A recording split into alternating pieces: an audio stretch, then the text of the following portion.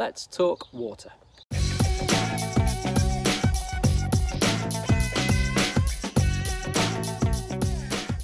There are two main forms of water loss. The first is evaporation, that's dead easy. From the soil, any exposed surfaces, water will evaporate, turn into gas, disappear into the atmosphere. The second is transpiration. This is the process of plants drawing up water from their roots, taking them through the stems and out through the leaves. The water essentially evaporates from the surface of the leaf through the stomata.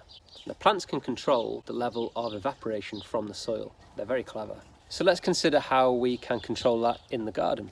With pots, you should consider what you're planting. Are you planting a thirsty plant or not? How much time can you dedicate to that plant? The material of the pot is very important too. If you're choosing something like a terracotta, a clay, it's a porous surface and the water will be drawn out from the soil and evaporate from the sides of the pot as well as the top.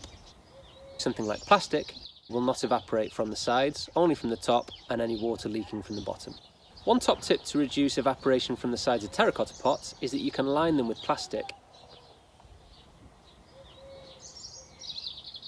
The bigger your pot, the lower your surface area to volume ratio, which is what you want. With the larger pots, I prefer to use something that is soil based. I find that it holds its structure better, it tends to shrink less.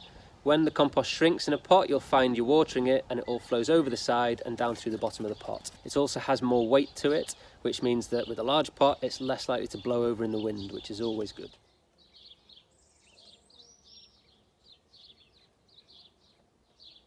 So, you've got your pot sorted, you've got your potting media sorted, and you know what you're planting. Now, how do you reduce the evaporation and the transpiration from that pot? So let's put in two mechanisms. The first is to sit it in a saucer. So here, we have a little dish at the bottom, and I can actually fill that with water and leave it for a couple of days. It also means that any excess water I'm putting onto the plant drains through and will sit in the bottom, acting as a reservoir.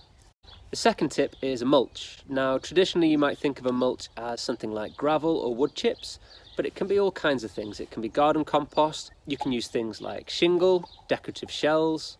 Adding some sort of mulch reduces the effects of evaporation from the soil. Another good tip, if you're not using a mulch, is to plant. So here I'm growing some bulbs in the base of this hydrangea.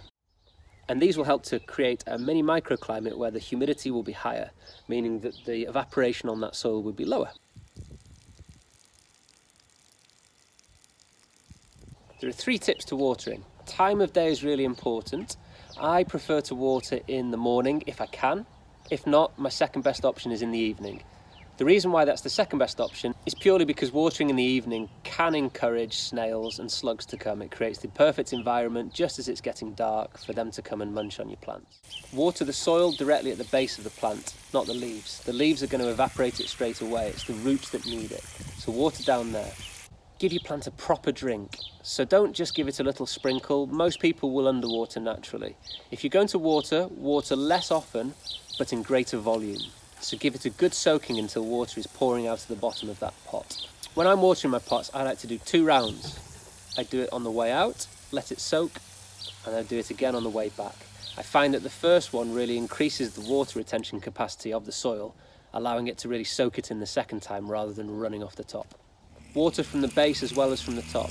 So if you can sit your pots in saucers and fill those up, that's a really good way of the water being soaked up into the roots, which is where the plant needs it most. I hope you found this video helpful. Let me know if you have your own keys for container success in the comments below.